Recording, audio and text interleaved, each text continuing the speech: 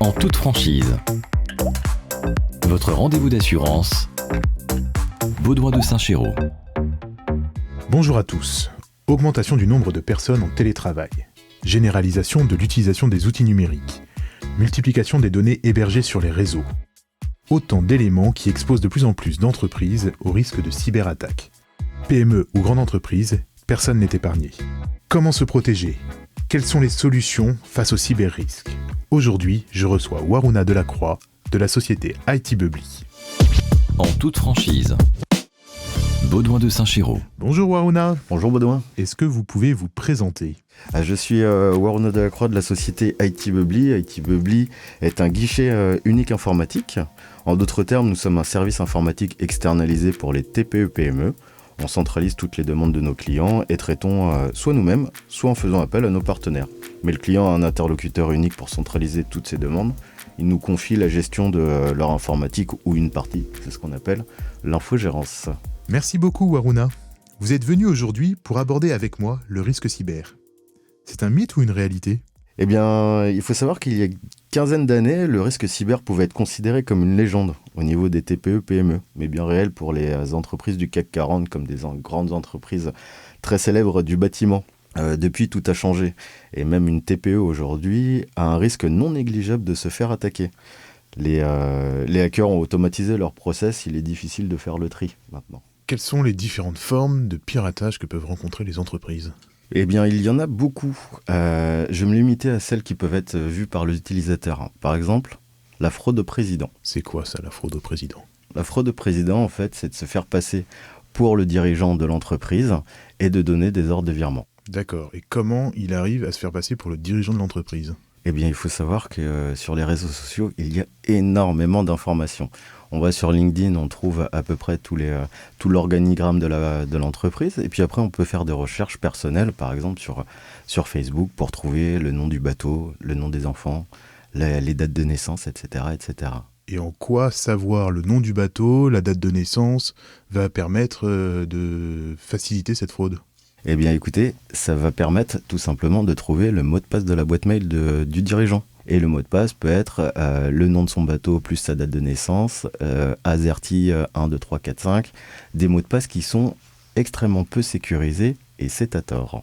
Et comment ça se passe du coup pour l'entreprise ?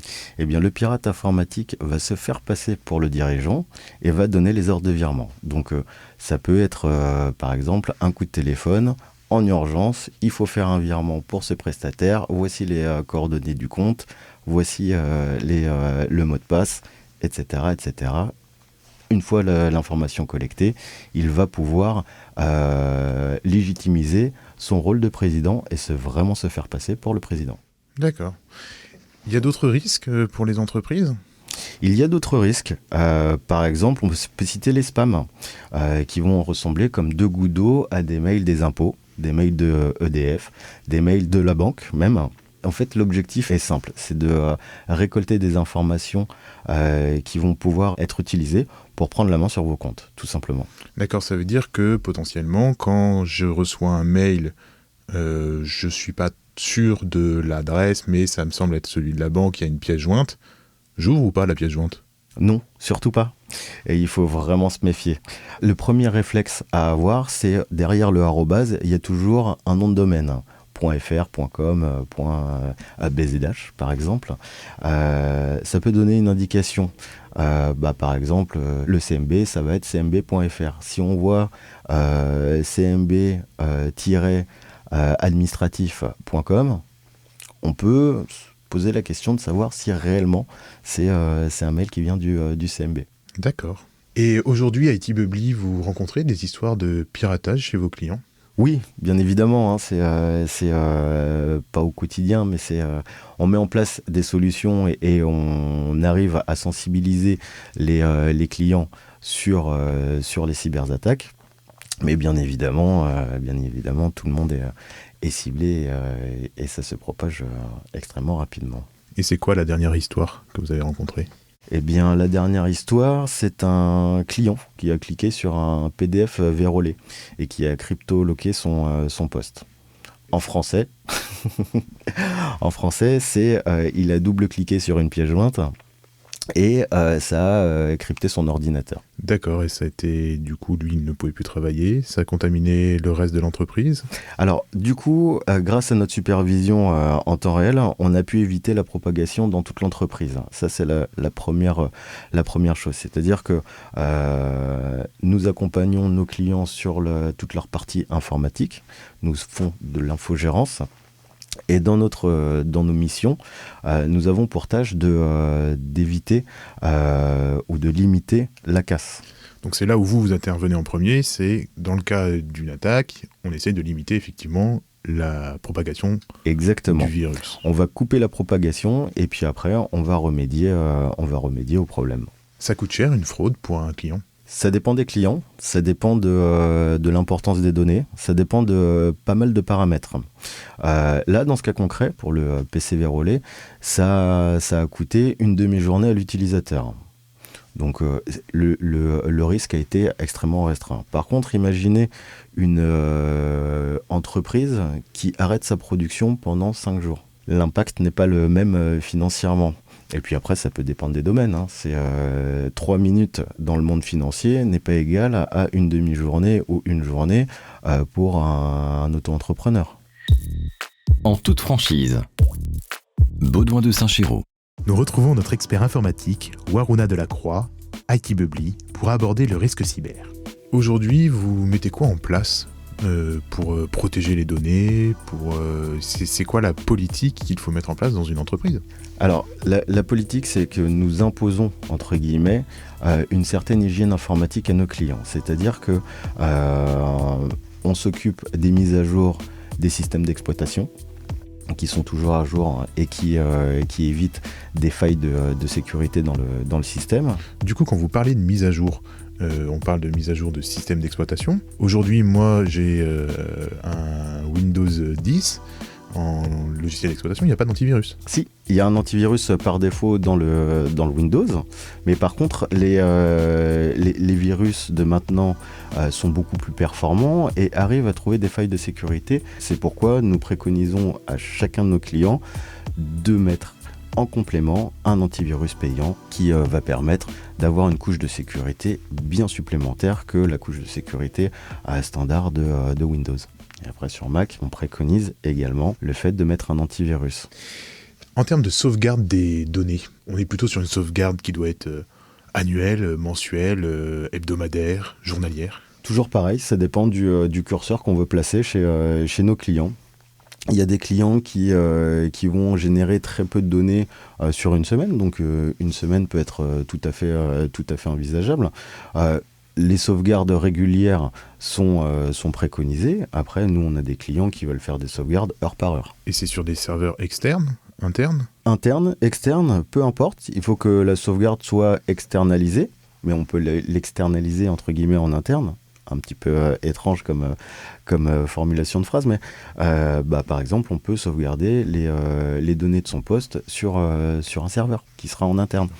Et aujourd'hui, pour un client qui est hébergé sur un serveur comme, je sais pas moi, OVH, souvent, il se dit qu'il est protégé. Est-ce qu'il est protégé ? Quand on fait appel à un hébergeur, on a la capacité de centraliser toutes ces données sur un serveur externalisé. Il faut bien faire attention à toutes les options qui sont cochées sur le serveur pour être sûr d'avoir des données qui sont sauvegardées à un point A, mais également à un point B. C'est ce qu'on appelle la redondance dans le monde informatique. Aujourd'hui, quelles sont les entreprises à risque ? Eh bien, aujourd'hui, malheureusement, toutes les entreprises sont à risque. Que ce soit celle du CAC 40 ou que ce soit l'auto-entrepreneur, il y a toujours des failles de sécurité. Il y a toujours des failles de sécurité, mais aujourd'hui, certaines utilisent plus l'informatique que d'autres. Exactement, c'est ce que j'allais préciser. Si vous ne traitez que des dossiers papier, a priori, difficile de se faire hacker. Par contre, à partir du moment où on a un ordinateur, effectivement, le risque est présent.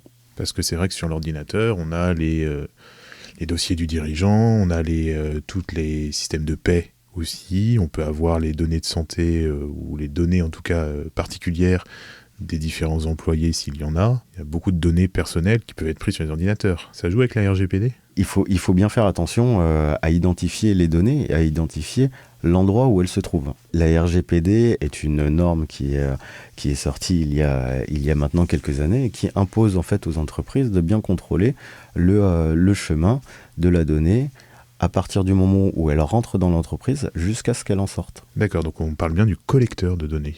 On parle bien du collecteur de données. Ok, et la question à $1 million. Allez, on va dire euros, on est en France.